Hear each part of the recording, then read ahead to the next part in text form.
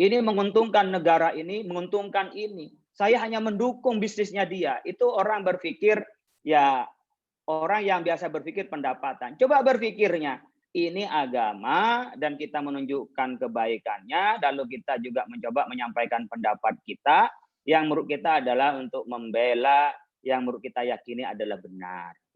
Nah, akan berbicara tentunya dengan lebih lugas, lebih santai, ya kan? Lebih juga mengarah pada kebaikan itu. Nah, memang di zaman media sosial ini gampang sekali kita berhadapan dengan orang yang nggak jelas wujudnya, kayak jin lah ya, nggak jelas wujudnya. Tapi suaranya ada, gangguannya ada gitu ya. Kayak buzzer-buzzer itu sebenarnya banyak juga yang begitu. Nah, kita nggak usah nanggapin terlalu ramai, tetapi di tengah-tengah pola yang seperti sekarang ini, kita harus mensuarakan apa yang menurut kita benar. Soal menguntungkan siapa, ya alhamdulillah, tapi yang paling penting adalah menguntungkan terhadap suatu kebenaran yang ingin disebarkan kepada masyarakat kita. Kita tahu kok tradisi di Eropa, kita tahu juga undang-undang di Perancis itu adalah bukan agama, karena mereka juga sekuler, tetapi kita ingin menyampaikan bahwa di mana batas-batas kebebasan itu akan dibatasi oleh kebebasan orang lain. Mudah-mudahan bermanfaat. Terima kasih. Wallahul muwaffiq ila aqwamit thoriq. Wassalamualaikum warahmatullahi wabarakatuh. Waalaikumsalam warahmatullahi wabarakatuh. Waalaikumsalam warahmatullahi wabarakatuh. Terima kasih kepada Bapak Kiai Haji Khairul Nafis atas paparan materinya tadi tentang bagaimana sikap Majelis Ulama Indonesia terhadap pernyataan Presiden Emmanuel Macron yang dinilai menghina atau melecehkan agama Islam, kemudian juga bagaimana seharusnya masyarakat Indonesia, khususnya umat Islam, bersikap terhadap sifat tersebut, termasuk kemungkinan untuk memboikot dan bahkan lebih jauh lagi, misalnya memulangkan duta besar seperti itu ya Pak Kiai Hamil. Tapi berbagai opsi tentu saja sudah dipertimbangkan oleh pemerintah kita, dan MUI juga telah melaksanakan perannya mewakili umat Islam di Indonesia. Baik, untuk selanjutnya saya serahkan kepada narasumber berikutnya, Bapak kandidat Dr. Yanwardi Syukur MSI. Silakan Mas Bang Yanwardi. Bismillahirrahmanirrahim. Assalamualaikum warahmatullahi wabarakatuh. Waalaikumsalam warahmatullahi wabarakatuh. Selamat sore semua kawan-kawan, para pembicara, Pak Kiai Holil, Pak Mota Ali, Mas Baim, Mas Guntur, dan teman-teman sekalian, serta para peserta. Sore ini saya akan berbicara 3 hal terkait dengan topik kita pada siang hari ini. Tadi sudah banyak sekali kita dengarkan paparan dari Pak Kiai dan Pak Mota Ali terkait sama Prancis itu laicite-nya bagaimana, kemudian kritikan-kritikan terhadap kebijakan Macron dan lain sebagainya. Saya ingin melihat dalam 3 hal. Yang pertama, konteks sejarah Prancis itu. Yang kedua, terkait dengan perjuangan nilai, apa yang nilai-nilai yang diperjuangkan oleh mereka, dan yang ketiga, apa masa depan Prancis, kira-kira seperti itu.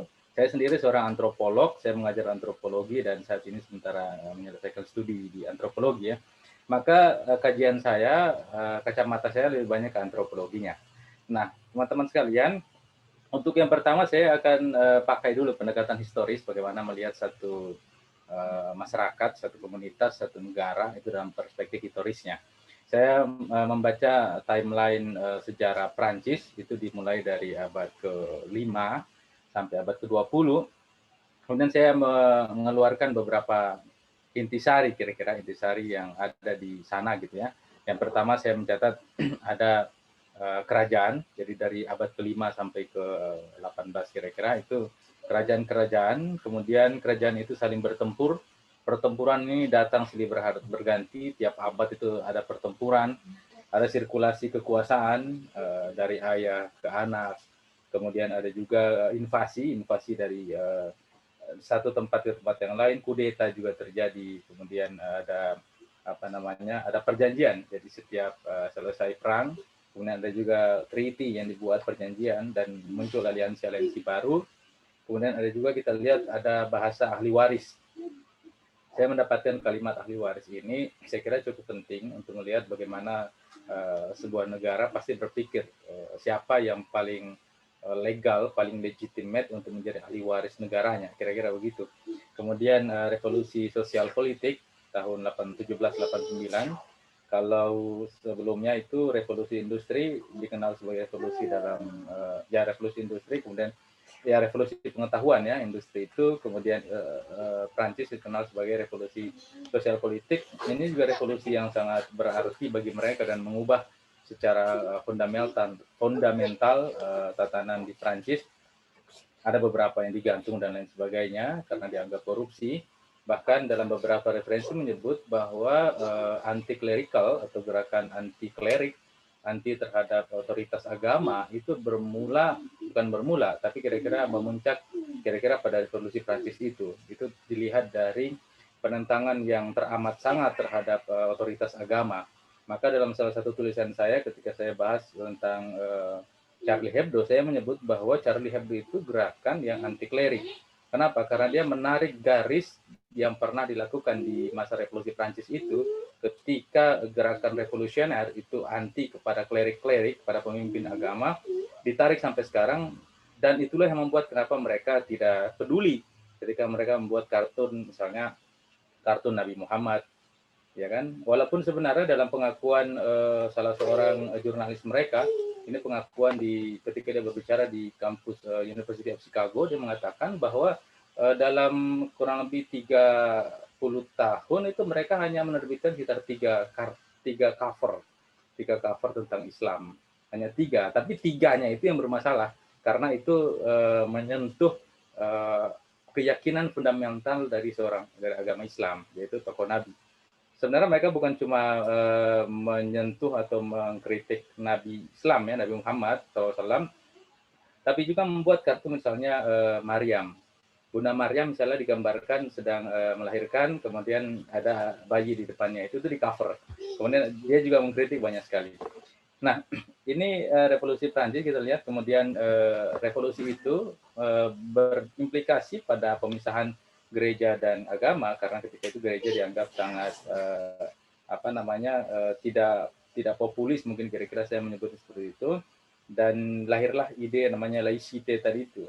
Laicite ini menurut saya ini adalah bagian dari idea of progress, ide kemajuan. Jadi ide kemajuan yang dipahami oleh orang Prancis pada abad ke-18 itu sampai diperjuangkan sampai sekarang. Ini adalah ide laicite tadi itu. Ada semacam trauma terhadap kepemimpinan karangan rohaniawan, karangan spiritualis, itu kemudian melahirkan namanya, ya udahlah kita tinggalin deh itu agama-agama, kemudian kita sekuler aja. Kira-kira seperti itu. Kemudian kita lihat juga sejarah mereka sampai di zaman modern ini mereka ikut misalnya jadi pemimpin NATO ya. Penyerangan terhadap Muammar Gaddafi itu juga digawangi atau bukan digawangi, dipimpin oleh Prancis. Kemudian mereka juga melegalkan nikah sejenis, antar jenis, homoseksual dan lain-lain. Walaupun ada juga kelompok yang menolak itu. Dan sampai yang terakhir kita lihat perkembangan apa yang disebut oleh Macron sebagai Islamis radikal itu atau kelompok radikal. Jadi ini konteks sejarah yang perlu kita pahami tentang sebuah negara di mana negara itu dulunya jatuh bangun, selalu ada pertempuran, bahkan pernah juga bapak dan anak itu bertempur, satu ayah bertempur dengan beberapa putranya karena kekuasaan, kemudian ada juga ibu yang diasingkan di mana-mana, kemudian terjadi revolusi di mana-mana. Jadi bangsa Prancis ini satu bangsa yang dari dulu memang tidak pernah sepi dari yang namanya perang, dan yang kedua dari dulu memang tidak pernah sepi dari yang namanya revolusi. Jadi selalu ada revolusi, riak-riaknya itu selalu ada. Ini yang pertama. Nah, dari konteks sejarah ini kita bisa melihat kemudian mereka berjuang untuk menjadi apa yang disebut sebagai modern. Dan proses mereka menuju modern, menuju perjuangan nilai bagian kedua ini yang akan saya bahas, ini tidak dilepaskan satu dari industrialisasi. Jadi industrialisasi terutama pasca revolusi industri ya, mereka kembangkan di mana-mana. Yang kedua, kemudian ini juga terkait dengan urbanisasi. Jadi dari desa-desa masuk ke kota, kemudian dari kota semakin berkembang. Dan yang ketiga, ini juga dibarengi dengan imigrasi. Imigrasi ini awalnya dari negara-negara sekitar ya, negara sekitar sampai misalnya tahun 50-60-an itu imigran dari Afrika Utara yang Mas Baim tadi menyebut sebagai Maghribi ya, Maroko, Aljazair dan lain-lain, kenapa orang Islam dari Islam Yahudi dari Maghribi itu mereka hijrah kira-kira seperti itu ke Europe, Prancis, itu karena mereka merasa lebih aman di sana. Walaupun sebenarnya negara-negara di Maghribi itu merdeka, mereka merdeka, tapi mereka merasa lebih aman di Prancis. Nah, dari konteks sejarah itu, kemudian industrialisasi, imigrasi, dan urbanisasi tadi itu, akhirnya kemudian kita lihat yang kedua, perjuangan nilai. Nilai apa sebenarnya yang diperjuangkan oleh Prancis? Kalau kita di Indonesia kan kita memperjuangkan Pancasila, kira-kira seperti itu. Nah, perjuangan nilainya ini laicite-nya ini. Laicite ini yang kira-kira kalau ditafsirkan ini sekularisme, ini berbasis pada tadi, kalau saya melihat sih semacam trauma terhadap kepemimpinan kepemimpinan kalangan agamawan ya, khususnya gereja ketika itu. Nah, kemudian karena mereka sudah membuat laicite itu dan mereka menyadari bahwa Prancis inilah negara yang melting pot, pertemuan dari sekian banyak culture. Ada culture Arabnya, ada juga culture Baratnya. Tapi yang dominan adalah culture Barat Prancis, yang kemudian mereka harus bisa hidup bersama.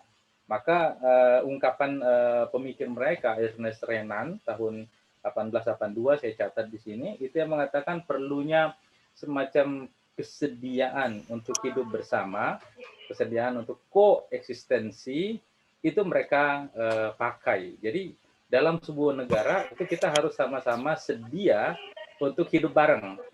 Mau di situ yang agamanya apapun ini terserah, yang penting mereka bisa hidup bersama gitu. Nah, kemudian mereka perjuangkan itu.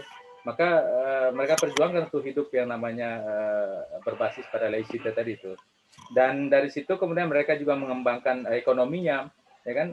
Ekonomi mereka itu kan berkembang didasari juga oleh laicite tadi itu. Jadi pemisahan antara agama dan negara.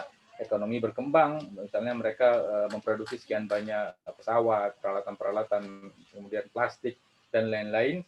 Kemudian mitra ekspor mereka siapa? Catatan saya, mitra ekspor paling banyak dari Prancis, itu yang pertama Jerman, ini negara paling dekat, walaupun dulu mereka pernah perang juga ya, kemudian Spanyol yang dekat juga, Italia, Amerika Serikat agak jauh, Belgia, dan UK. Jadi ini mitra ekspor paling besar.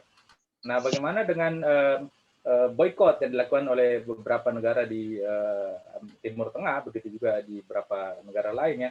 Kalau saya setuju seperti kata Pak Holil tadi, bahwa memang itu tidak begitu signifikan. Karena memang mitra dagang mereka paling besar yang tadi itu.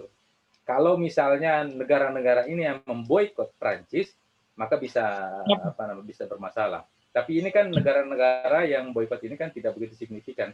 Tapi poin pentingnya di boikot ini sebenarnya bukan pada produknya, tapi kita harus lihat bagaimana perjuangan masa depannya. Apa masa depan yang akan terjadi kalau boikot ini berlanjut terus. Nah, kita lihat yang ketiga, masa depan Prancis. Masa depan Prancis, saya melihat yang pertama, Prancis ini akan punya masa depan yang besar ya. Kalau mereka bisa berhasil dalam pertama integrasi Prancis. Integrasi Prancis ini bagian yang sangat penting yang menjadi diskursus mereka juga, bagaimana multicultural yang ada di sana itu bisa terintegrate antara satu dan lainnya. Sekarang yang paling cukup belum bisa terintegrasi adalah faktor Muslim. Tadi dari tahun 50-an sampai 60-an migrasi Muslim ke sana itu cukup banyak dan pertumbuhan mereka juga cukup banyak gitu ya. Dan ada beberapa tulisan ya antropolog yang menulis tentang kenapa misalnya orang-orang Eropa itu lebih banyak yang bergabung pada karavannya ISIS di Middle East. Itu kenapa? Ternyata karena satu, mereka mengalami kendala dalam identitas. Mereka berasal misalnya dari Eropa, dari Afrika Utara atau mungkin bahkan dari Afghanistan dan lain-lain, yang mereka lahir di Prancis atau lahir di Inggris dan lain sebagainya, tapi mereka tidak mendapatkan penerimaan. Mereka nggak diterima di sana. Akhirnya kemudian terjadi semacam split dalam diri mereka. Wah, ini gue nggak diterima di negara sini, padahal gue lahir di sini. Kan nggak diterima. Sementara dia untuk kembali ke kampungnya juga sudah susah, karena dia generasi kedua yang ada di sana. Gitu. Akhirnya kemudian mereka bergabung pada ISIS gitu dan lain sebagainya. Nah, integrasi kalangan Muslim ini juga yang saya kira cukup penting bagi Prancis kalau mereka mau bertahan. Karena serangan-serangan kecil itu juga bisa berbahaya ya. saya mencatat untuk kasus terorisme itu sampai sekarang kurang lebih sekitar 500 orang yang jadi korban, yang meninggal ya. Ada 500 orang yang meninggal untuk kasus teror gitu. Tapi insidennya ini sangat banyak. Kalau dilihat dari 500 itu sebenarnya masih lebih banyak negara lain. Amerika Serikat misalnya udah sekian banyak orang meninggal di 9/11, kemudian Indonesia juga satu kali bom Bali itu udah ratusan, bom Bali 1, Bali 2 dan lain-lain itu sekian banyak itu. Memang sedikit jumlahnya, tapi ini bisa berdampak yang tidak produktif bagi mereka gitu. Maka integrasi kalangan muslim ini cukup penting. Maka mereka perlu, saya kira Macron perlu terbiasa untuk mengapresiasi culture-culture tadi, yang culture Islam ya, kemudian keadilan tentu saja karena ada perasaan tidak adil. Kemudian bagaimana caranya agar para imam di Prancis itu juga memberikan semacam berbagai arahan atau taujih atau nasihat yang bisa memberikan makna hidup bagi jemaahnya. Saya lihat di Prancis itu kan ada beberapa imam yang berbeda ya, misalnya ada imam yang terlalu keras, ada juga yang dianggap imam yang terlalu dekat kepada Yahudi dan lain-lain. Nah, saya kira ini juga tugas dari para imam yang ada di sana untuk bisa memberikan makna hidup bagaimana menjadi muslim di negara Prancis. Nah, satu lagi yang cukup penting terkait dengan integrasi kalangan muslim di sana adalah bagaimana kita melihat sebuah dunia yang tersembunyi. Dunia yang tersembunyi ini maksud saya, dunia yang tersembunyi ini ada dua. Pertama ada yang terang, ada juga yang gelap. Yang terang ini kita bisa lihat misalnya bagaimana kalangan muslim itu yang secara terang-terangan mereka tidak dianggap dalam struktur sosial. Yang kedua, misalnya kalangan muslim itu yang mengalami deprivasi, kesenjangan gitu. Mereka merasakan ada kesenjangan dalam kehadiran mereka di Prancis itu. Kemudian ada juga saya baca dalam artikel jurnal menyebut bahkan stereotip yang muncul dari everyday discourse yang ada di sana yang menyudutkan kalangan Islam itu ada, dan itu tidak sehat. Dan itu menjadi masalah ya, itu menjadi masalah sangat terang. Nah, yang gelapnya adalah negara problemnya tidak bisa menyentuh faktor spiritualitas tadi. Negara tidak mengerti bagaimana kehendak dari kalangan muda untuk misalnya mati syahid. Negara nggak menyentuh itu. Padahal sebenarnya menurut saya cukup penting juga untuk negara tahu negara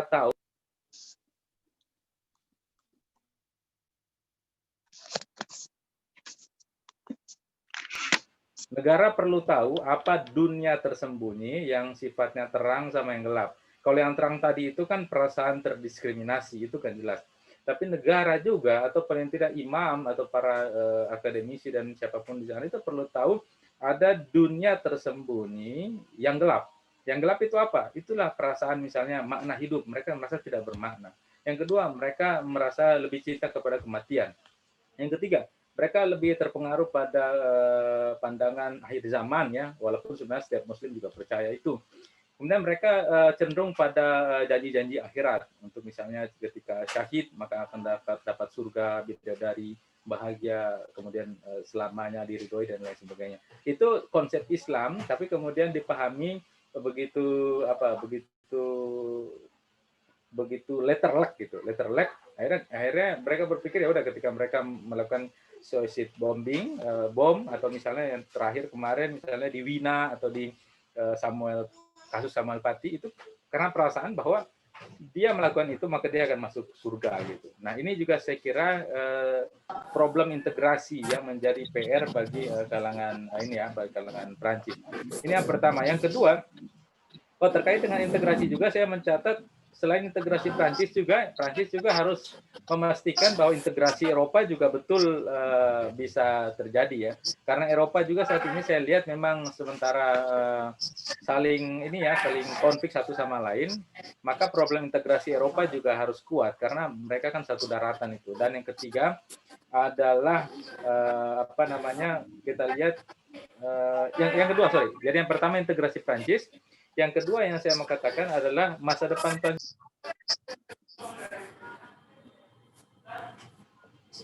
Prancis yang kedua ini terkait sejauh mana penguasaan Prancis terhadap Afrika. Jadi Afrika ini kan negara yang saya mencatat penutur bahasa Prancisnya itu 44%.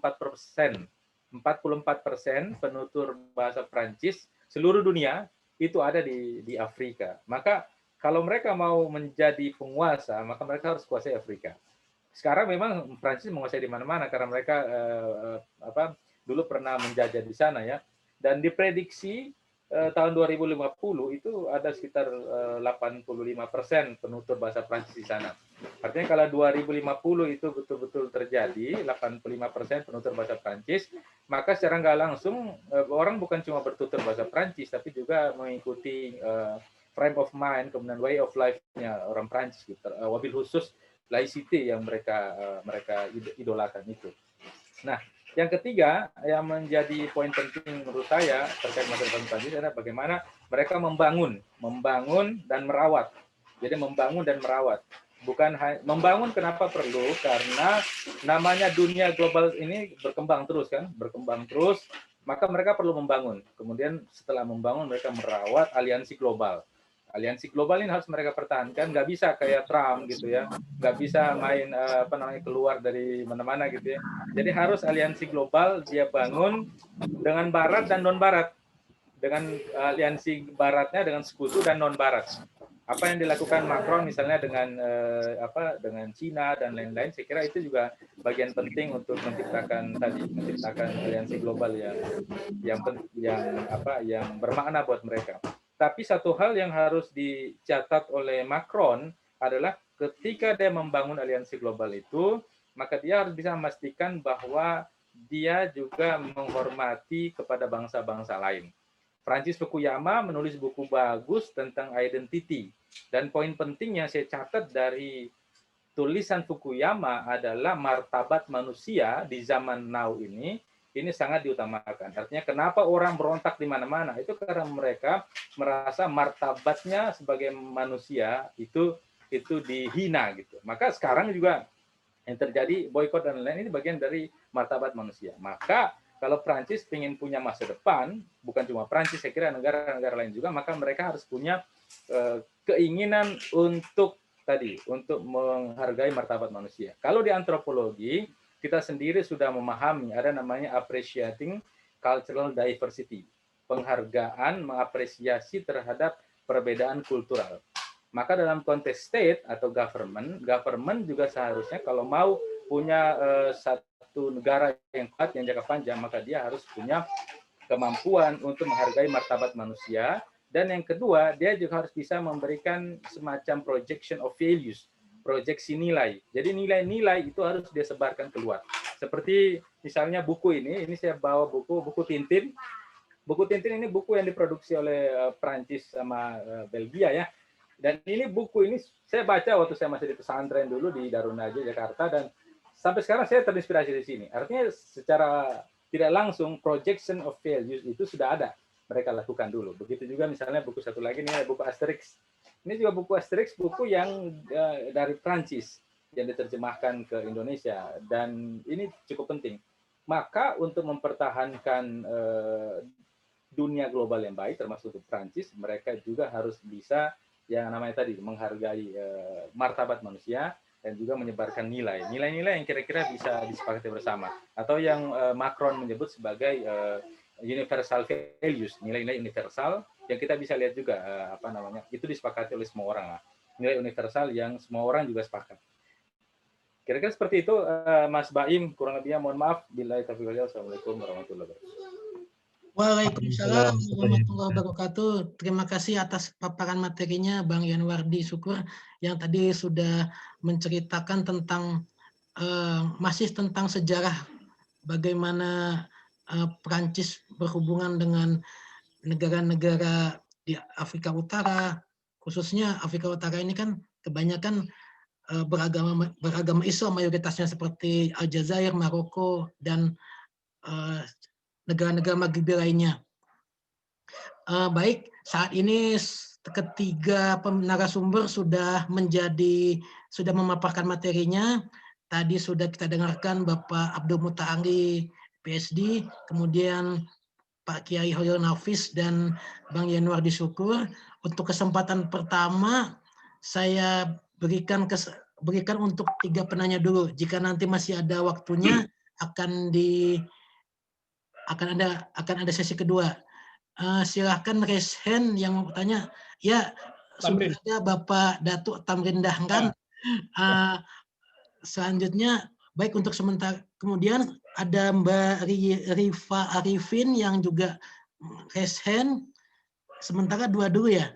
Baik, kesempatan pertama saya berikan kepada Pak Tamrin Dahlan. Silakan Pak, pertanyaannya ditujukan untuk siapa? Ya, terima kasih. Assalamualaikum warahmatullahi wabarakatuh. Waalaikumsalam. warahmatullahi wabarakatuh. Mas Baim yang sahabat saya sudah jarang ketemu. Makasih banyak, Pak. Dunia nyata, tapi dunia maya. Yang saya hormati Pak Kiai Khalil Nafis, Pak Muta'ali, dan sahabat saya kandidat dokter Pak Januardi. Saya berpantun dulu lah biar nggak tegang gitu ya. Izin ya, Pak Bin, boleh nggak berpantun? Siap, siap. Bagus, bagus. Biasanya saya kalau diundang oleh itu saya disuruh berpantun. Satu aja, pantun Indonesia Prancis sesuai dengan bahasan kita ini. Ya, judul bunyinya begini: tegap tentara baris berbaris, berbaju loreng hormat senjata. Ini ilmuwan membahas Indonesia Prancis. Pasca sarjana UI berperan serta. Mantap. Wah. Mantap Pak Tamrin. Mantap banget Pak. Tadi yang pesan Pak Ketut itu, jadi benar juga ya saya buat. Mantap. Jadi pertanyaan saya, bukan pertanyaan pendapat dulu, nanti saya bertanya. Kita merasa cemburu ya, kalau istilah Buya Hamka itu hero. Nanti Pak Kiai lebih paham itu mengenai hero. Hero itu adalah rasa cemburu ketika agama kita, khususnya Nabi kita, Nabi Muhammad SAW, dihujat atau dibully dan segala macam. Kebetulan ini bulan Rabiul Awal, bulan Maulid ya. Itu atas kuasa Allah semakin kuat kekuatan kita bahwa memang hebat Nabi Muhammad sebagai manusia nomor 1 di dunia yang sampai sekarang masih, dan sampai akhir hayat saya yakin akan menjadi orang yang sangat mulia. Jadi hero itu, jadi nggak salah juga kita teman-teman demonstrasi di kedutaan Prancis ya, karena rasa itu. Malah Buya Hamka pernah mengatakan apabila orang nggak ada rasa cemburu, tidak ada rasa tersinggung karena agamanya atau nabinya dilecehkan, kirim aja kain kafan. Tapi agama Islamnya gimana gitu ya, keimanannya gimana? Jadi saya apresiasi ya, kita apresiasi, kita harus menyatakan rasa tersinggung kita ya, dimulai dengan Presiden Turki luar biasa itu lebih awal. Alhamdulillah Pak Jokowi juga sudah menyatakan sikap resmi dari negara Republik Indonesia. Nah, yang kedua mengenai pendapat berseliweran. Saya tertarik dengan istilah menyampaikan pendapat dan pendapatan. Jadi ada hubungan yang sinergi sekali. Pendapatan dengan pendapat itu kadang-kadang terpengaruh dengan pendapatan. Mungkin Pak Kholis nanti bisa bicara lagi itu. Saya suka banget itu istilah pendapat dan pendapatan itu. Ya, orang kadang-kadang berbicara tergantung dengan pendapatan. Kalau saya yakin para narasumber ini benar-benar luar biasa ya, mereka ilmiawan, menyampaikan berdasarkan fakta objektif dan fakta-fakta sejarah. Di sini nggak ada sih, tidak berkaitan dengan pendapatan. Kemudian yang terakhir, Prancis itu mempunyai kebanggaan sebenarnya. Kebanggaan itu di dunia diakui adalah Piala Dunia, ya, pernah jadi juara. Kita ingat Zidane gitu, kemudian Pogba itu rata-rata pemain sepak bola nasional itu adalah yang hebat-hebat itu adalah umat Islam itu ya, beragama Islam mereka. Nah, saya nggak ngerti kondisi di sana. Tentunya yang saudara-saudara kita itu pemain bola itu merasa hero juga gitu, merasa tersinggung karena mereka sepertinya nggak dianggap ya, sudah mengharumkan nama Prancis dari sepak bola dan lain-lain. Ya, pertanyaan saya berangkat dari situ. Mohon penjelasan dari para narasumber.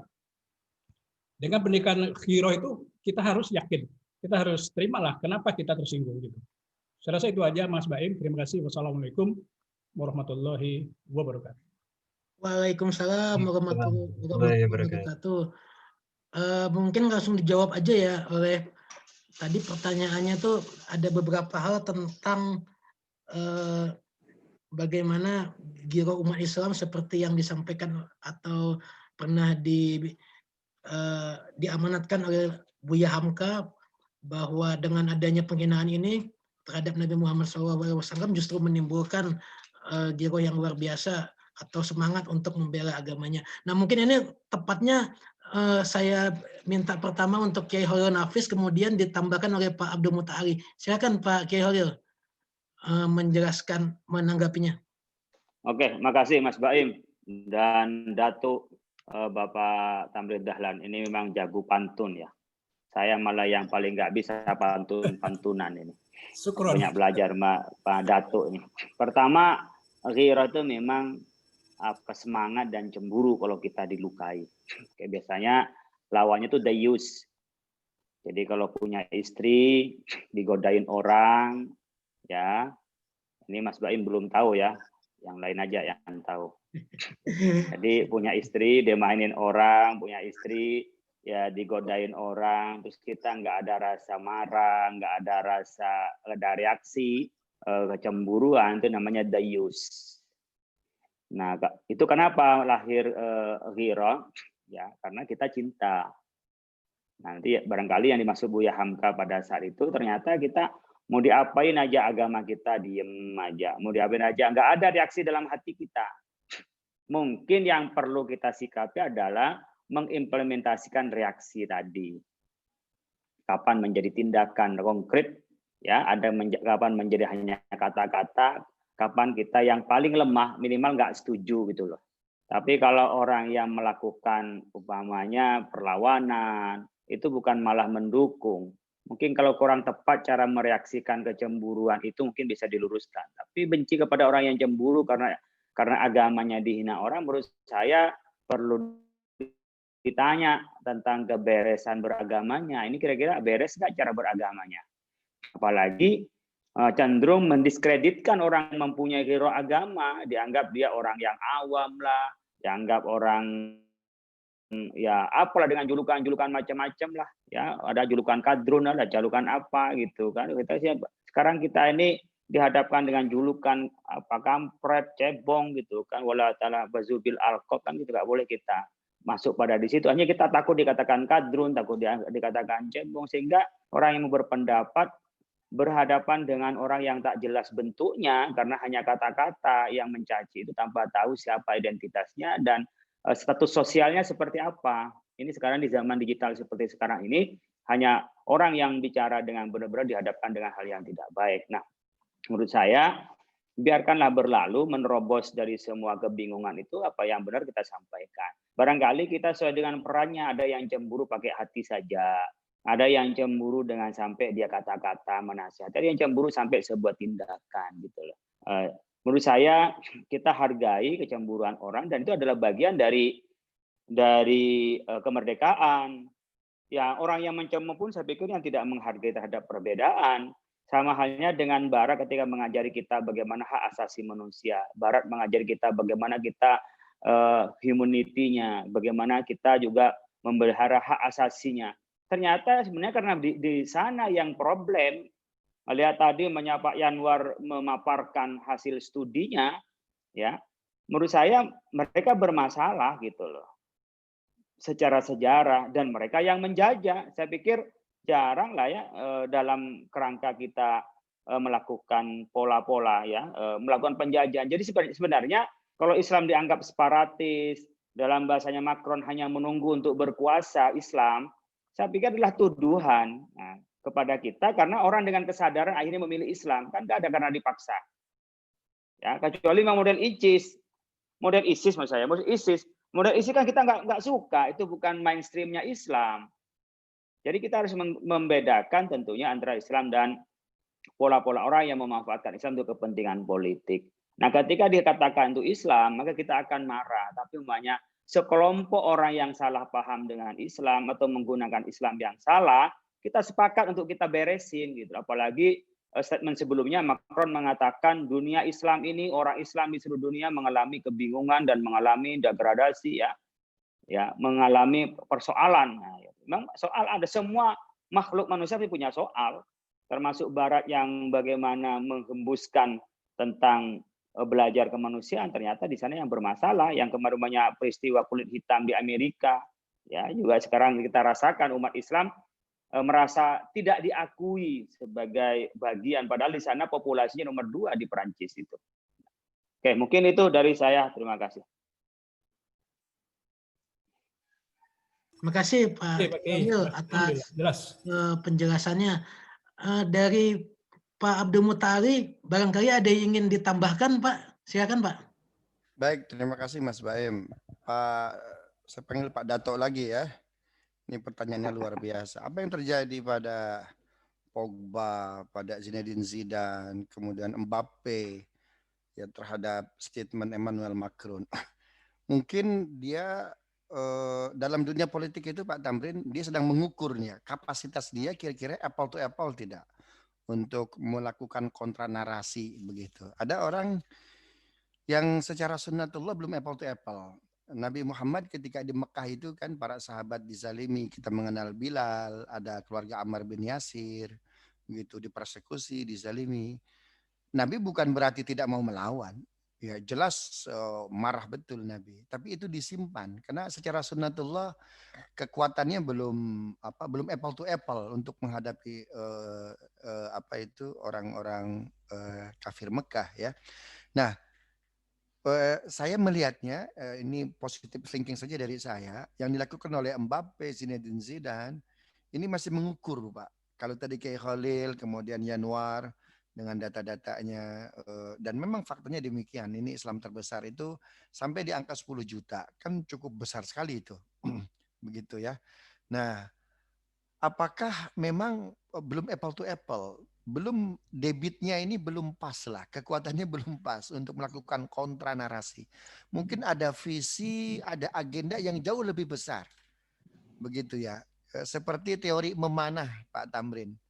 Agar anak panah ini jauh melesat ke depan, dia ditarik dulu ke belakang, kan begitu. Menarik dulu ke belakang, suatu saat ketika momennya pas begitu, dilesatkan, maka lesatannya akan jauh sekali.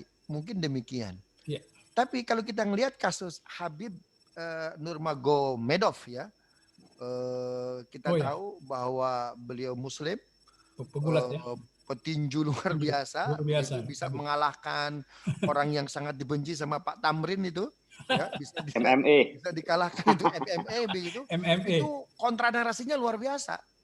Bahkan narasinya kan luar biasa. Dia sedang menantang Allah Subhanahu wa taala. Itu kalimatnya seperti itu. Nah, sekarang tinggal kita ukur apakah posisi Pogba, posisi Zinedine Zidane, Mbappe dan yang lain itu seperti Habib ya. Ya, seperti Habib atau tidak? Kan begitu. Habib luar biasa. Nah, kita berikan ruang kepada mereka untuk menyimpan visinya, untuk menyimpan misinya, kan begitu. Kita berharap adalah kebaikan-kebaikan lah. Saya kira seperti itu dari saya Pak Tamrin. Terima kasih Bang Mutali. Itu filosofi busur itu saya baru tahu itu. Nanti ditulis itu, boleh tuh. Ditarik dulu baru di. Ya, begitu. Karena kalau nggak ditarik ke belakang itu lesatannya kurang. Ya, paling cuma 1 meter Pak Tamrin. Siap. Ya, saya yakin Pak Tamrin pun begitu. Ini lagi mundur ke belakang. Iya, itu akan dilesatkan 2024 nanti mungkin. Oh iya. Amin. Luar biasa. Baik. Terima kasih Pak. Saya itu. Baik, silakan. Dari Bang Yanwardi ada tanggapan mungkin? Ya, Mas Baim, tadi menarik ya pertanyaan dari Pak Tamrin Dahlan. Betul ya. Ya, dari Pak Tamrin ya, terkait dengan giroh tadi ya. Nah, menurut saya berapa hari lalu itu ada satu fakta yang jarang atau mungkin tidak diekspos oleh media barat, yaitu dalam kasus terorisme di Wina. Terorisme itu terjadi di segitiga Bermuda segitiga itu di Wina. Kenapa disebut segitiga itu? Karena di situ tempat orang kalau datang di situ, di barnya, di restorannya itu pulang itu kadang nggak tahu dirinya sampai masuk di got, kira-kira gitu. Akhirnya dibayangkan itu kayak segitiga Bermuda yang orang masuk situ langsung hilang. Nah, dalam kasus terorisme di segitiga Bermuda itu, itu ternyata waktu sang teroris itu menyerang masyarakat dan polisi, itu ada dua orang Turki yang membantu polisi. Namanya itu satu, yang orang Turki itu Recep Tayyip Gültekin. Namanya ini mirip sama sama presiden Turki. Recep Tayyip Gültekin. Kawannya namanya Mikhail. Dan si Gültekin ini ditembak di kakinya waktu dia membantu polisi untuk bawa korban pakai ambulans itu ke hospital. Ini diungkap oleh media yang namanya TRT Luot. Ini satu media Turki. Tapi tidak dimuat oleh yang lain. Akhirnya kemudian dalam telepon antara Erdogan dengan Gültekin, ada satu pernyataan yang sangat penting dan saya ingin ini bisa menjawab pertanyaan tadi Pak Tamrin. Ya. Erdogan mengatakan begini, kita tahu mereka, tetap berbuat baik kepada mereka. Kita tahu mereka, tapi mereka tidak tahu kita. Kita tahu mereka. Orang Islam, orang Turki itu tahu bagaimana laicite yang ada di sana itu. Tapi orang yang ada di sana, ini ada kalian tidak mengerti kita, tidak tahu kita. Ini pertanyaan penting. Akhirnya menurut saya, kalau saya diminta untuk memberikan policy brief kepada Macron, saya akan bilang yang pertama, Presiden Macron harus dikembangkan riset etnografi kepada Islamic world, dunia Islam. Amerika Serikat sekarang bisa lebih damai relasinya dengan Islam, especially buat Islam Indonesia. Karena para researcher Amerika, antropolog, mulai dari Clifford Geertz sampai pada misalnya Bowden dan lain-lain, itu banyak sekali yang meneliti tentang Islam dan mereka ngerti dan itu bisa menjadi policy brief bagi government. Maka kebijakan Amerika, biar bagaimana itu Trump, itu tetap dia menggerakkan yang namanya kebebasan beragama. Kebebasan beragama mereka gerakkan itu gitu. Dan itu mereka ngerti, jadi ngerti mereka tentang dunia Islam gitu. Dulunya orang banyak nggak ngerti, tapi dengan riset etnografi itu mereka jadi ngerti. Jadi riset para researcher Amerika datang ke sini, mereka meneliti tentang Islam Indonesia, bukan cuma Indonesia saya kira, mungkin bisa di Middle East atau mungkin di Islam minority di mana-mana.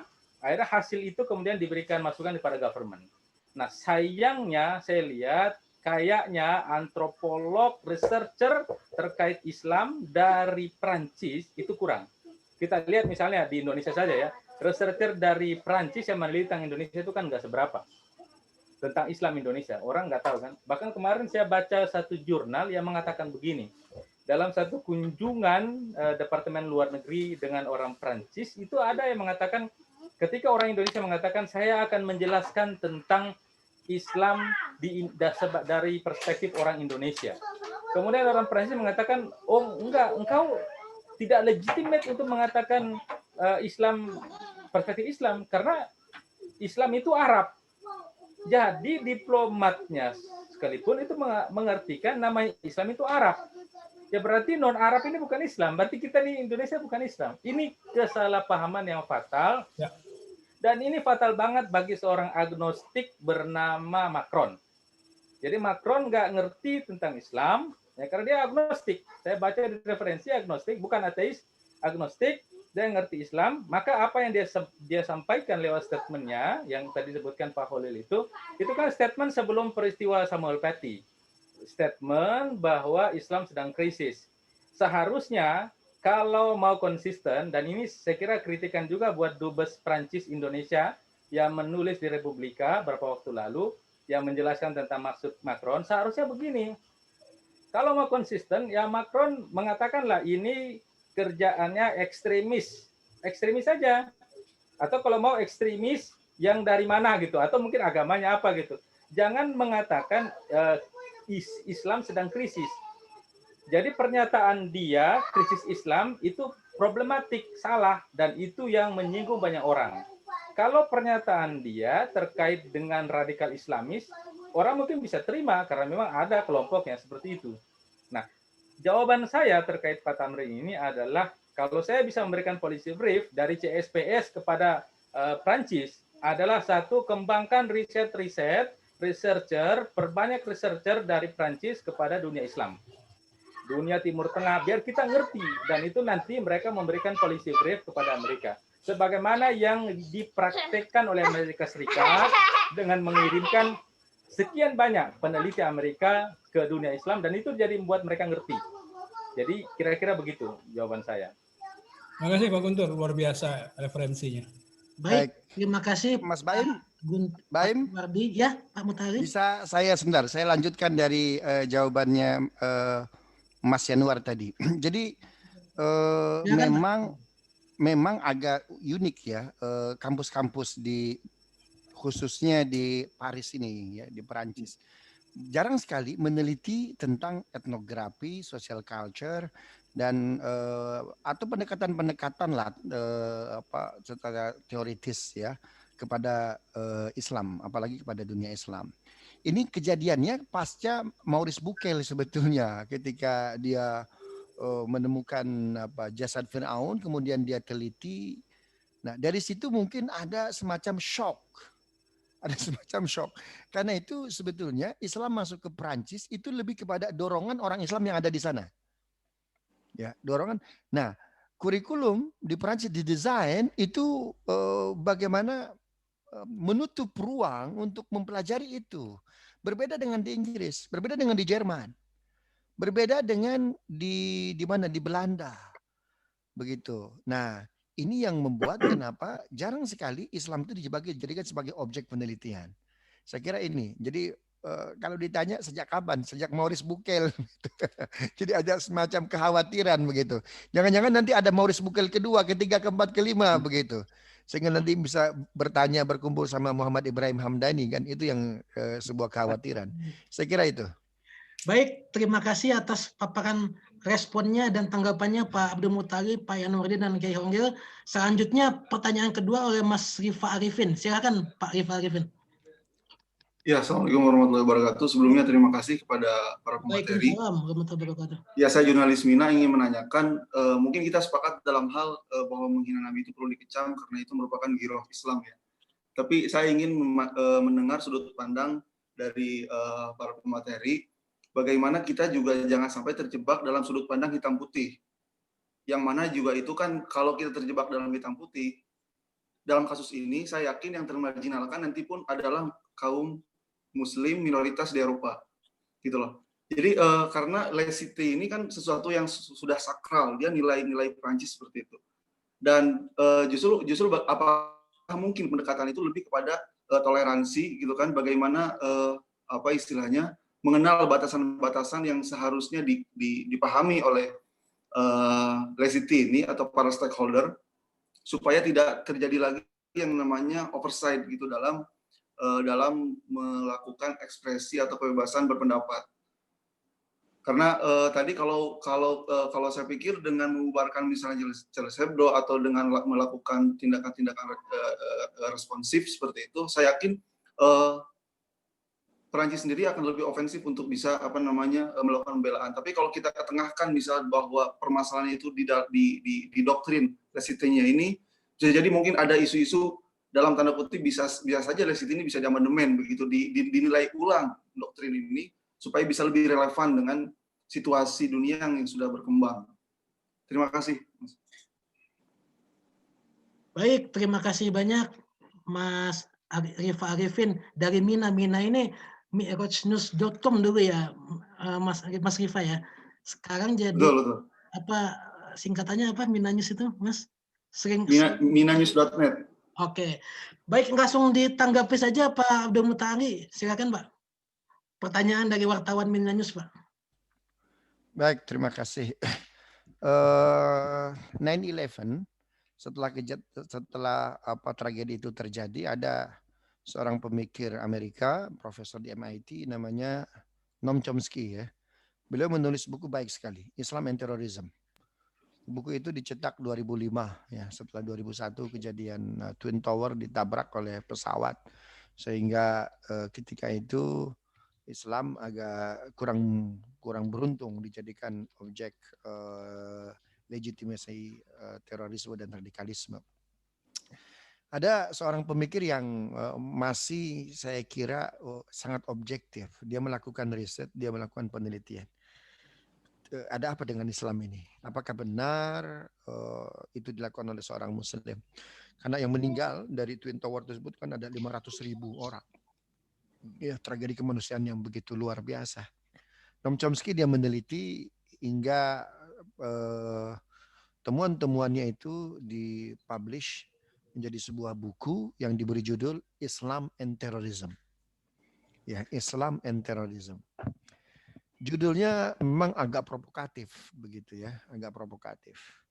Tetapi kalau dibaca halaman per halaman itu akan menemukan objektivitas manusia yang luar biasa. Jadi strong summary yang kuat dari buku itu, beliau mengatakan bahwa 30 tahun setelah 9/11 ini, agama yang survive itu agama yang punya 2 syarat. Begitu ya. Agama yang punya 2 syarat. Syarat pertama, agama tersebut ajarannya harus bisa dibuktikan. Ya, harus bisa dibuktikan. Kalau dia mengklaim punya kitab suci, maka seluruh ajaran, varian teoritis, kemudian amal itu bisa dibuktikan. Bahkan secara kasar agama tersebut dimasukkan ke lab ya secara kuantitatif benar adanya kan begitu. Nah, dasar beliau menyimpulkan agama yang survive 30 tahun ke depan adalah agama yang ajarannya bisa dibuktikan. Beliau punya pengalaman tersendiri Noam Chomsky. Apa pengalamannya? Tahun 1975 dia sempat mengeluarkan statement sebagai guru besar bahwa Al-Quran is not holy book. Al-Quran itu bukan kitab suci. Ya, jadi Noam Chomsky itu membuat kesimpulan ilmiah yang luar biasa. Al-Quran bukan kitab suci. Itu pun itu basis datanya luar biasa. Karena beliau itu kan seorang guru besar linguistik ya. Berdarah Yahudi, berbangsa Amerika. Jadi beliau fasih sekali berbahasa Arab. Jadi argumen Al-Quran bukan kitab suci karena beliau pernah beliau sendiri yang menyatakan dalam buku itu. Jadi ada satu surat dalam Al-Quran surat An-Naml ayat 18 ya, itu bercerita hatta idza ataw ala wadin namli qalat namlatun ya ayyuhan namlu dukhulu masakinakum la yahtimannakum Sulaiman.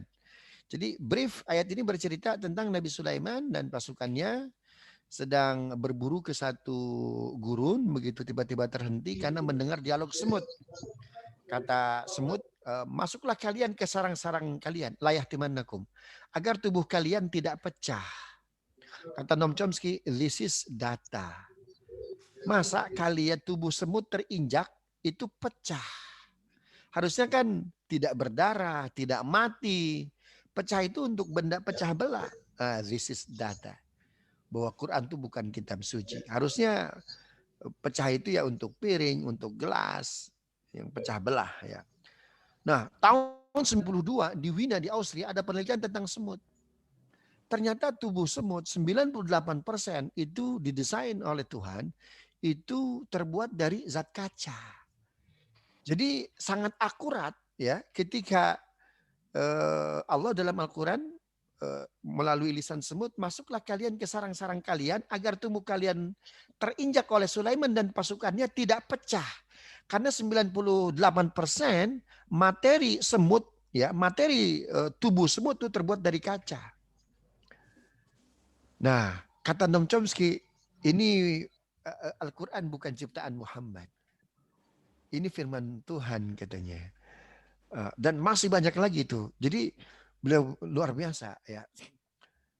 Itu sebabnya mungkin rata-rata yang itu kenapa ya kita harus mengedepankan scientific. Ya, mesti mengedepankan apa itu riset kan begitu. Nah, kesimpulan pertama dari bukunya Islam and Terrorism Noam Chomsky bahwa agama yang survive 30 tahun setelah 9/11 itu agama yang ajarannya bisa dibuktikan. Ya. Dan Noam Chomsky itu mengulang-ulang kata Iqra. Kenapa wahyu pertama dalam Quran itu Iqra, Iqra. Bacalah, bacalah, bacalah. Kan begitu. Itu kan menurut saya pendekatan yang sangat elegan. Ya, yang sangat objektif begitu. Bukan pendekatan emosional. Berbeda kalau wahyu pertamanya sholatlah. Kan begitu. Rukuklah. Atau Mas Baim nikahlah. Ya, karena belum nikah kan begitu tuh. Itu kan dogmatik. Ya, ini dogmatik. Tapi wahyu pertama Iqra, bacalah. Ya.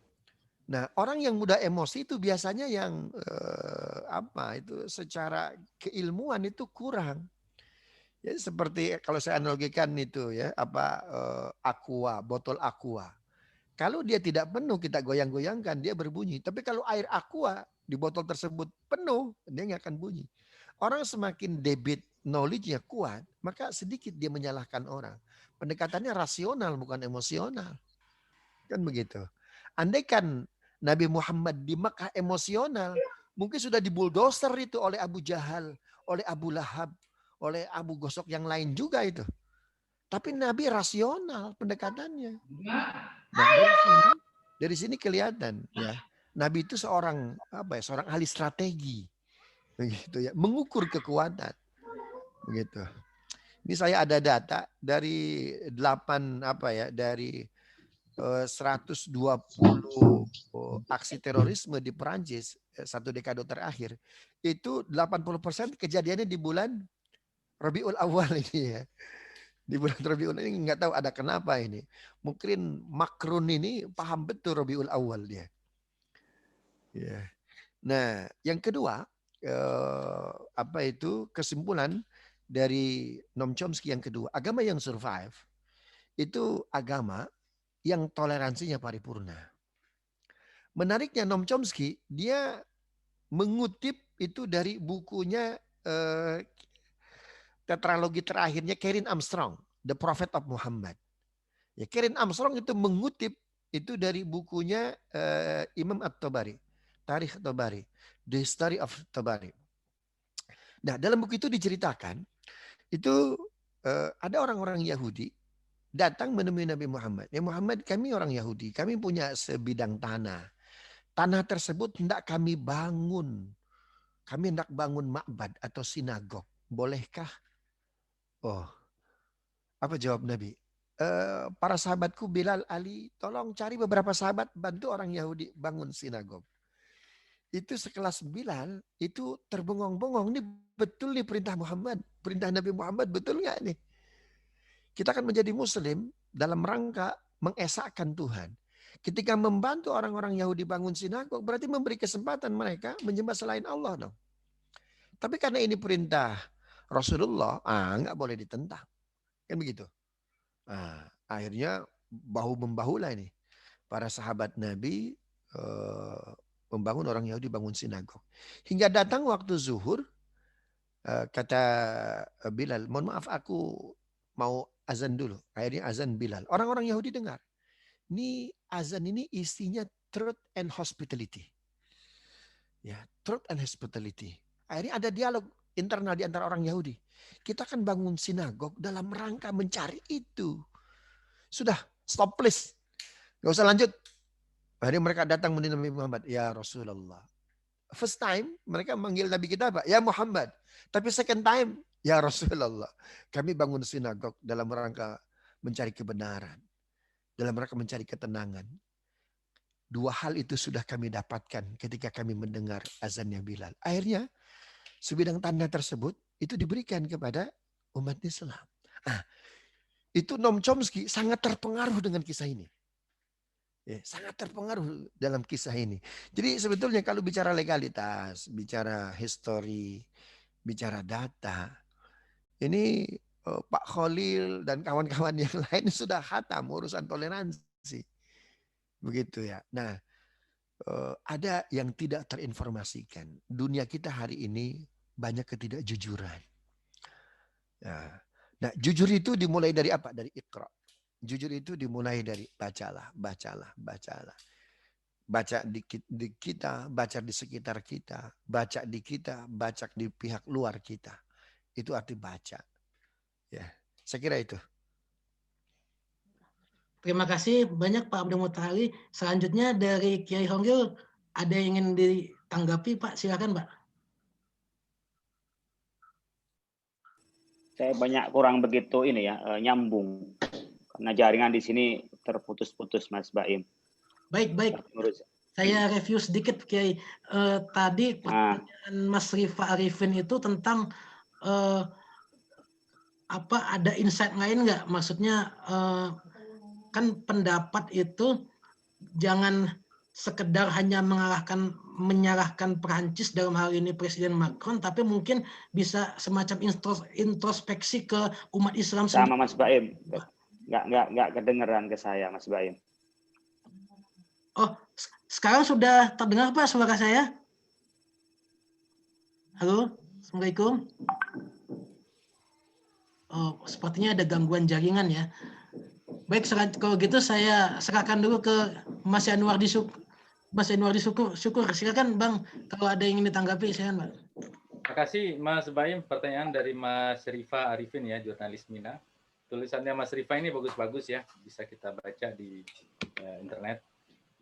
Tadi terkait sama jangan kita hitam putih, saya kira bisa dibedakan dua hal ya. Yang pertama, secara internal kita tetap perlu hitam putih ya. Sebagai umat beragama ya, sebagai Muslim pastikan ada hitam ada putih. Kalau di Islam itu ada hak ada batil, itu kan jelas.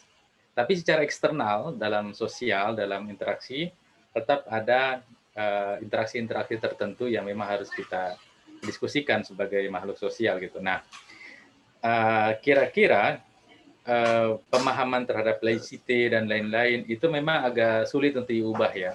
Walaupun mungkin kalaupun bisa diubah itu mungkin perlu makan waktu 1 abad paling tidak, karena laicite ini kan konsep baru, kira-kira baru 2 abad yang ada di sana, yang sekarang ini mereka pegang seakan-akan ini konsep final, satu invensi tradisi kalau dalam antropologi itu, satu penemuan tradisi bahwa inilah tradisi yang paling cocok bagi bangsa kita. Seperti kita ketika Bung Karno mengatakan bahwa dia mengambil saripati-saripati yang ada di bangsa kita ini, wisdom dan lain sebagainya, dan diperas menjadi Pancasila, yang tidak perlu diperas-peras lagi. Saya kira itu aja.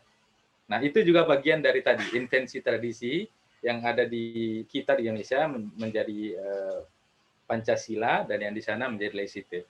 Tapi yang penting saya kira untuk agar kita ini interaksi globalnya tidak selalu konflik, perlu kita pakai konsep yang namanya sharing universal values atau berbagi nilai-nilai universal. Nilai-nilai universal. Saya teringat berapa bulan ini kan saya terlibat dalam proses untuk kita mengusulkan jalur rempah sebagai World Heritage dari Indonesia ke UNESCO yang kantornya di Paris. Dan waktu saya ikut, saya dengarkan ceramahnya Zineb Al-Razzoui, mantan jurnalis Charlie Hebdo waktu dia bicara di Chicago. Begitu juga dalam Twitternya Macron, itu ada satu kesamaan di antara keduanya yang mengatakan tentang universal values atau nilai universal. Jadi apa yang dirumuskan oleh UNESCO terkait universal values, jadi kalau misalnya kita mengusulkan World Heritage tertentu, apakah Candi Borobudur itu sudah ya, atau yang lain-lain, kepada UNESCO, kepada lembaga PBB yang menangani pendidikan dan kebudayaan itu, maka kita harus memikirkan ini dia punya universal values nggak, nilai universal nggak, bukan cuma nilai untuk satu etnik atau satu bangsa, tapi universal. Nah, untuk itu maka saya ingin mengusulkan satu solusi, lebih bagus kita perbanyak sharing universal values, berbagi nilai-nilai universal. Apa saja nilai-nilai itu? Yang pertama menurut saya tolerance. Kendati kita semua sudah mengerti dan mengamalkan tolerance, tapi toleransi tetap perlu didakwahkan, perlu dibagi. Yang kedua, social justice, keadilan sosial, itu juga perlu. Bukan keadilan sosial bagi orang-orang tertentu, tapi untuk semuanya gitu. Yang ketiga, wisdom, kebijaksanaan. Ketika seorang presiden berbicara tentang satu hal, maka dia harus betul-betul memastikan, make sure bahwa words yang keluar dari mulutnya itu mengandung wisdom. Maka harus ada kepastian itu. Pun demikian dengan tanda tangan presiden. Ketika presiden mau tanda tangan, harus jelas-jelas dulu itu barang. Jangan ada salah-salahnya. Jangan harus ada salah-salah ketik, karena ini urusan bangsa ini yang akan berpengaruh ke banyak hal ya, Mas Baim kan. Kemudian peace. Nilai peace, perdamaian itu harus dijabarkan di mana-mana. Dan Rasulullah di Madinah juga kan mengajarkan itu tentang bagaimana perdamaian. Freedom, kebebasan. Orang bisa bebas tapi tetap punya kebebasan yang terikat. Kemudian self-respect. bagaimana kita penghargaan terhadap personal atau yang disebut oleh Fukuyama tadi sebagai dignity. Dignity yang harus kita perhatikan. Kemudian moderate, tengah-tengah atau wasatiyah kalau dalam konsep Islam. Human security, keamanan manusia ini juga perlu. Ini karena ini juga bagian dari kita semua ya. Jadi ketika kita melihat kasus yang ada di sana, yang ada di Prancis atau di Wina teror itu, kita jangan berpikir itu teror di sana doang. Ini bisa akan mantul kemana-mana. Seperti ketika Brenton Tarrant menyerang New Zealand, masjid, itu juga dalam waktu yang tidak lama itu juga terjadi penyerangan juga di Belanda.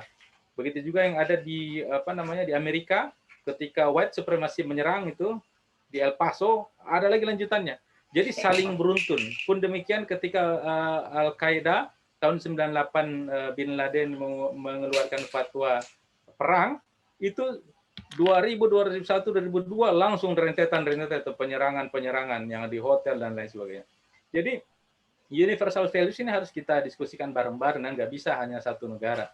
Love, cinta, sincerity, ketulusan. Ketulusan ini perlu sekali. Kalau di Indonesia kita bisa belajar bagaimana seorang almarhum Gus Dur itu mengajarkan ketulusan. Kemudian forgiveness, memaafkan. Memaafkan itu membuat kita sehat dan membuat kita lebih bermakna hidupnya. Friendship, empati, order, keteraturan. Yang kita mau capai sebenarnya dari hidup ini adalah keteraturan. Kita ingin dunia ini teratur. Kalau dunia ini teratur, maka khalifah terardi itu yang diminta oleh Tuhan kepada kita itu bisa terwujud. Kalau nggak teratur atau disorder, maka nggak akan terwujud. Integrity, kemudian service pelayanan, loyalitas, harapan, semua harus diberikan harapan bahwa mereka punya harapan untuk menjadi manusia. Mereka yang ada dari Afrika Utara, yang kemudian datang ke Inggris, datang ke Paris, ke Jerman, mana mereka juga punya harapan untuk menjadi warga negara. Kemudian respect, honesty, dan yang cukup penting lagi adalah bukan cuma coexistence atau kehidupan bersama, tapi juga proeksistensi, yaitu kehidupan yang kita saling mendukung. Kalau hidup bersama, ya udah kita sama-sama sekarang hidup di satu planet bernama Bumi. Tapi yang paling penting bukan cuma hidup bersama, tapi pro-eksistensi. Kita mendukung eksistensi masing-masing. Inggris dengan Inggris, Jerman dengan Jerman, Amerika dan Amerika, dan lain-lain. Pro-eksistensi adalah bagian penting untuk menciptakan dunia yang damai. Baik, terima kasih Bang Januardi Syukur atas penjelasannya. Dari Pak Kiai Honggil, apakah suara saya sudah terdengar, Pak? Oke.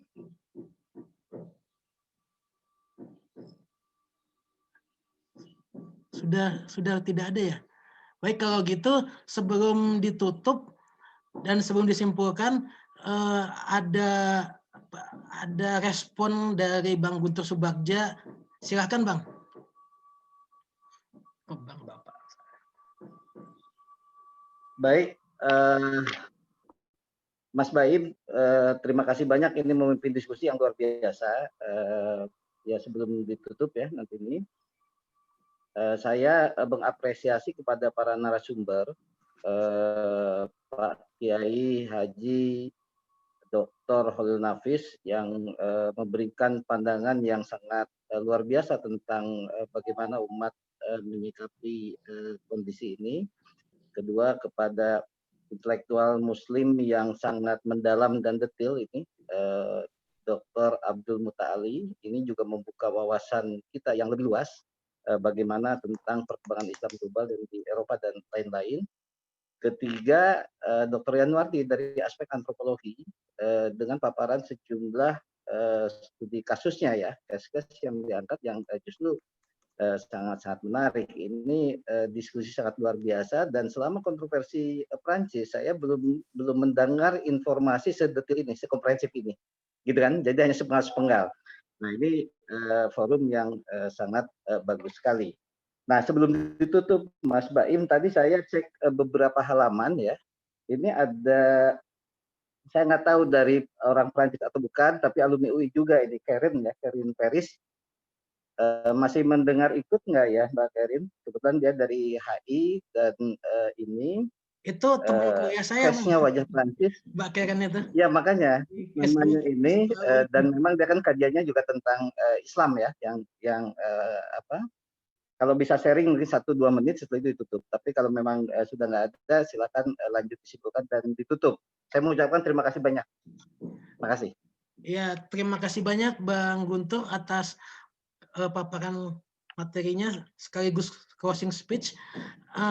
Sebelum saya tutup nih untuk Pak Kiai Hongil, tadi menyambung yang tadi ada yang ingin ditambahkan nggak Pak Kiai? Soalnya tadi makasih ya. Mas Baim, sedikit saja barangkali di akhir pertemuan ini. Sebenarnya kan pertanyaannya tadi soal hitam putih ya, menyikapi persoalan. Oleh karena itu ada wilayahnya di dalam kita menyikapi itu yang abu-abu. Saya pikir bagi politisi dan politik itu pasti selalu abu-abu. Nah, ada sebagian kita yang menjadi kelompok penekan yang harus menyatakan sikapnya. Ada kelompok kita yang melakukan komunikasi internal, itu ada bagi peran.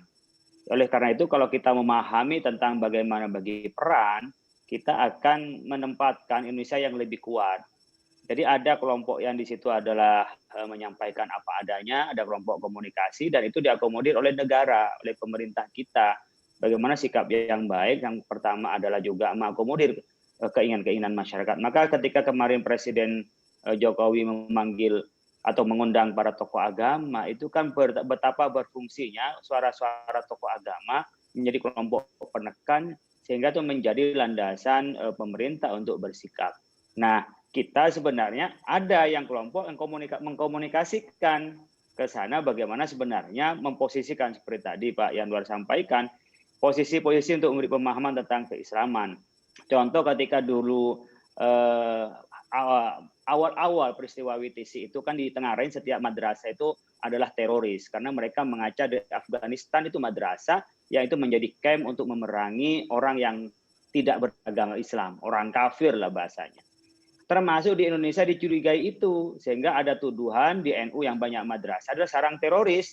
Kayaknya karena ketidakpahaman itu. Oleh karena itu ketika dijelaskan bahwa madrasah di Indonesia adalah bagian dari pembelajaran yang moderat dan memahamkan keislaman yang harmoni dengan negara bisa berubah. Oleh karena itu barangkali ada yang memang tidak paham dengan Islam karena dibawa oleh orang-orang yang keras sehingga dianggap Islam itu adalah cermin dari seorang yang salah mengamalkan Islam. Ada juga memang orang sengaja ada kepentingan politik untuk menyudutkan Islam sebagai kekuatan.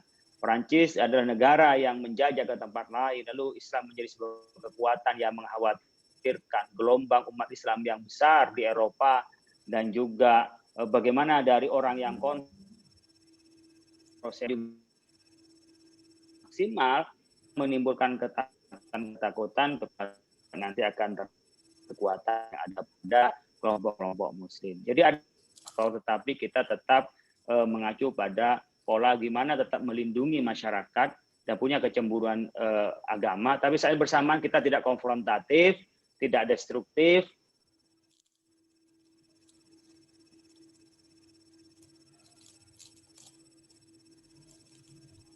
Oke, saya pikir teruskan saja. Saya cuma terakhir saya ingin menyampaikan terima kasih. Dan sikapnya masing-masing adalah sikap untuk membela agama dan negara kita. Tentu martabat kemanusiaan.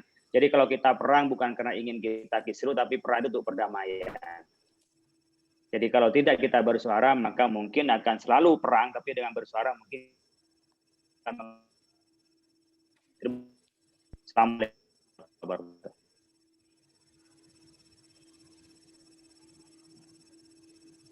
Ya. Terima kasih banyak Pak Kiai Holil Nafis atas penjelasannya yang sangat lugas dan tegas terhadap bagaimana posisi masing-masing komunitas atau kelompok menanggapi pernyataan dari Presiden Emmanuel Macron tersebut, dan masing-masing memiliki porsinya sendiri-sendiri. Baik, sebelum saya tutup, tadi ada request dari Bang Guntur untuk Mbak Karen Pieris nih. Mbak Karen, ada yang ingin disampaikan mungkin tanggapannya Mbak Karen, silakan. Halo Mbak Karen, masih ikut? Oh tidak ya? Kalau nggak ada langsung ditutup. Baik, langsung. baik. Siap. Ya. Perancis kita kenal memiliki 3 semboyan utama, yaitu Egalité, Liberté, dan Fraternité yang tercermin dalam bendera 3 warna. Bahkan merah, putih, dan biru. Bahkan ditambah lagi dengan laicite atau sekularisme yang diterapkan secara ekstrim mungkin bagi sebagian orang. Apalagi tadi kata Bang Yanuardi Syukur, Presiden Prancis, menurut sejumlah sumber yang dibaca Bang Yanuardi, ternyata alirannya agnostik. Kemudian juga dari Kiai Khalil Nafis, Majelis Ulama Indonesia sudah menyatakan sikapnya untuk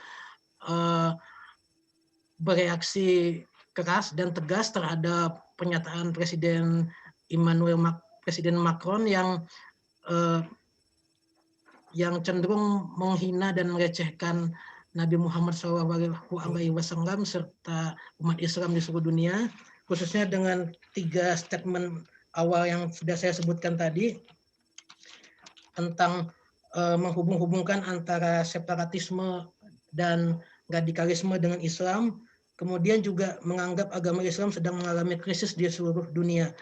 Dan selanjutnya dari Pak Abdul Muta'ali, beliau menceritakan tentang sejarah historis antara bagaimana penjajahan Prancis di Afrika Utara, khususnya di negara-negara Maghribi. Kemudian juga kita kenal ada nama-nama besar seperti Dr. Maurice Bucaille dari Prancis yang ternyata akhirnya mengakui dalam beberapa hal kebenaran dari ayat-ayat Al-Quran itu sendiri, padahal sebelumnya sangat anti terhadap Islam. Kurang lebih seperti itu. Tentu saja harapannya ke depan hubungan bilateral Indonesia dan Perancis sesuai dengan pesan Presiden Joko Widodo bahwa Perancis harus introspeksi diri ke depan, khususnya tidak menerapkan bagaimana prinsip sekularisme itu tidak diterapkan secara ekstrim. Demikian dari saya, terima kasih. Selamat sore. Assalamualaikum warahmatullahi wabarakatuh. Waalaikumsalam warahmatullahi wabarakatuh. Waalaikumsalam warahmatullahi wabarakatuh. Selanjutnya saya serahkan kepada narasumber, kepada pembawa acara, Mbak Ajeng, silakan. Ya. Baik rekan-rekan peserta Bapak Ibu sekalian, terima kasih atas partisipasinya sampai akhir acara. Untuk yang berminat mendapatkan sertifikat bisa mengisi form pada chatroom di Zoom. Terakhir, saya ucapkan terima kasih. Wassalamualaikum warahmatullahi wabarakatuh. Foto bersama mungkin. Terima kasih Dr. Mu'ali, Dr. Khalil Nafis, Dr. Yanuardi. Dan para narasumber. Terima kasih banyak. Saya izin live ya. Assalamualaikum. Ya. Pak Mutari, sebentar kita ada foto dulu ya Pak. Oh, foto dulu. Hitam saya gambarnya ini. Gimana ini? Lupa ini nggak ada foto-fotonya. Lupa kita. Ya. Ini yang screen 1, 1, 2, 3. Oke. Sebentar, saya itu dulu. Kabarnya gimana Pak Yanwar? Sehat Pak Kiai. Udah selesai S3-nya nih? Belum nih. Lagi proses. Biasanya pandemi begini cepat selesai. Ya, terima kasih banyak atas kehadirannya para narasumber. Foto bersama juga sudah dilakukan. Terima kasih para peserta yang sudah hadir di acara ini. Assalamualaikum warahmatullahi wabarakatuh. Waalaikumsalam warahmatullahi wabarakatuh. Terima kasih banyak Pak Kiai Khalil atas. Sama-sama. Iya, di mana itu? Terima kasih banyak Pak. Mohon maaf tadi Pak ada gangguan teknis Pak. Oke, Khalil di mana itu? Sinyal ini mati nggak normal. Hujan. Bang Yanuardi dari CSS, terima kasih banyak Bang. Penjelasannya komprehensif. Sinyal jelek di sini. Dr. Muta'ali di kampus Salemba apa di kantor yang mana ini?